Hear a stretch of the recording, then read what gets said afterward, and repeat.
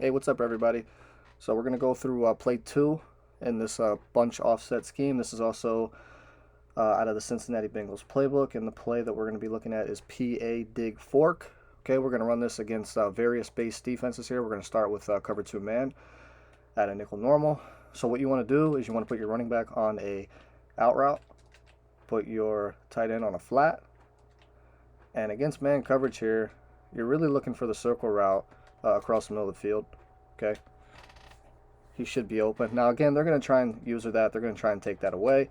If you have hot route master or running back apprentice, you could always put your running back on a table route to create some more separation, or put them on a Texas route.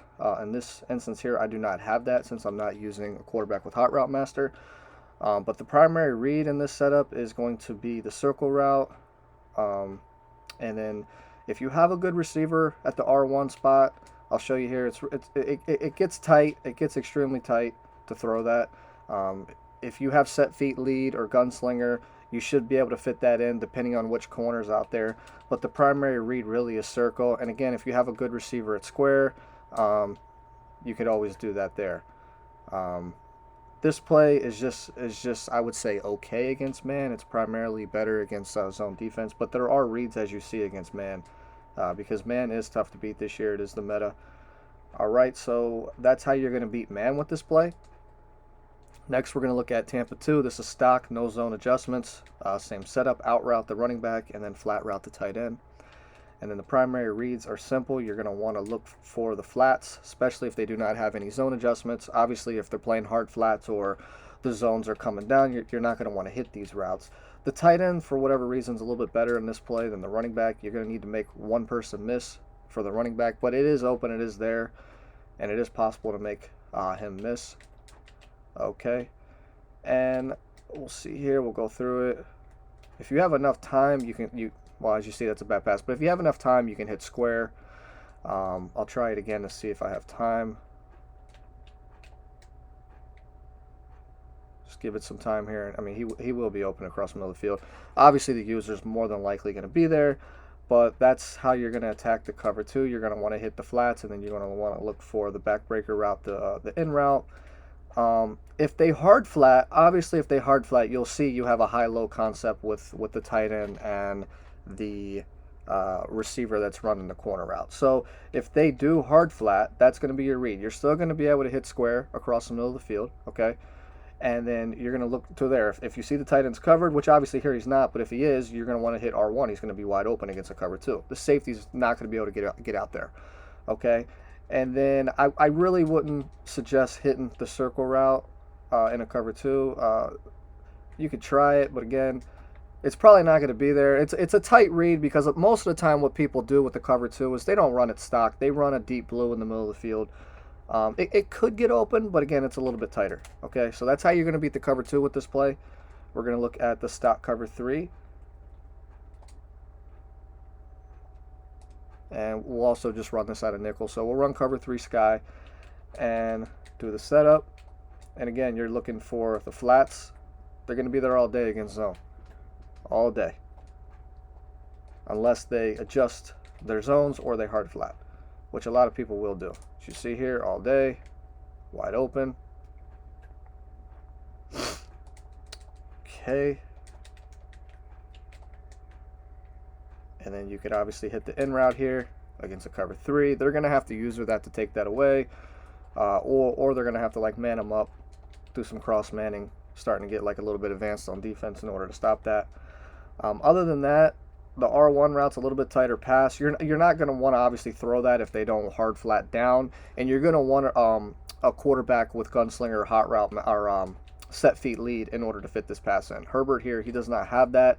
As you see, this pass is just way too tight. I mean, somebody could easily click on there and pick that off. But if you have the abilities to throw it like set feet lead or gunslinger, you could fit that in there. And you want to also make sure that they're going to hard flat or have their zones playing down in order to hit that. Otherwise, you're just going to keep hitting the tight end and the running back all day.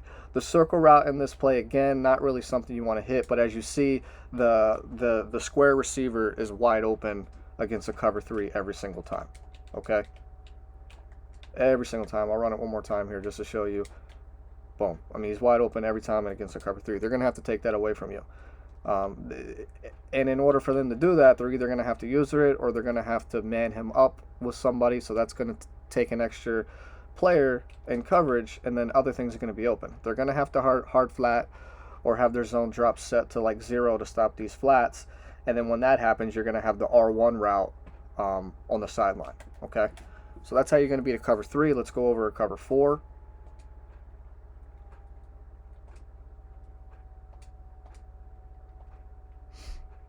Cover 4 quarters. And again, same deal. You know, if they're not playing, you want to hit the flats. Running back's going to be more wide open in a cover 4. As you see here, it is a pass here that you're also going to have against a cover 4. They're going to have to take that away. Is that route there, the in route. And something that I like to do is that if you know for a fact they're in a cover 4, what I like to do is streak the R1 receiver. Okay.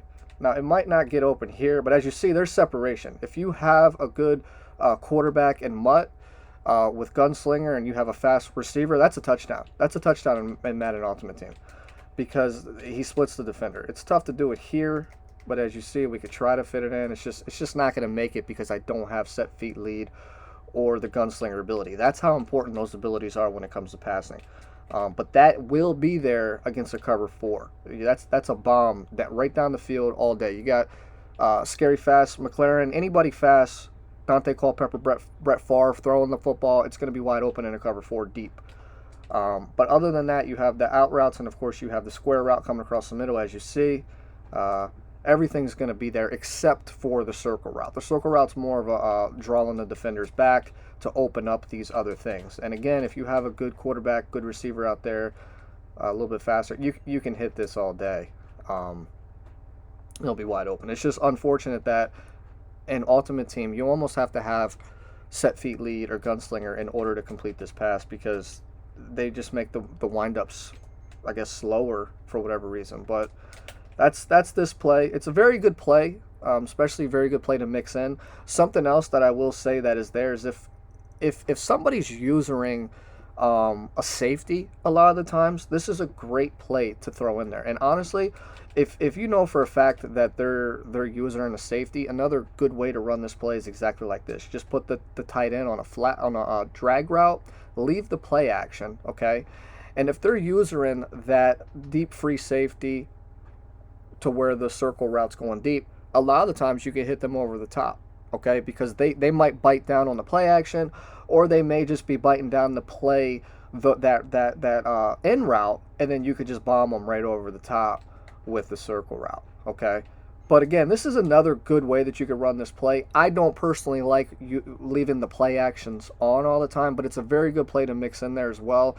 Maybe you like running this play better than this. So you have this set up, and then you also have the play action with the drag coming across the middle.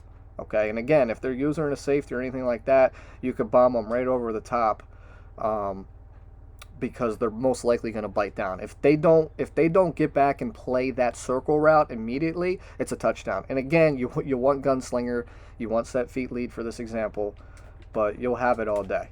Okay, so this could be a setup against a cover 4, little play action, little this. And again, if you have set feet lead, Gunslinger, that's there all day, trust me. Okay, so use this play. Let me know what you guys think. That's 2 plays so far in this scheme. I'll have a couple more releasing. And then I'm going to get into my defense and how I run it as well this year. So drop a like if this helped you out. Thank you for watching.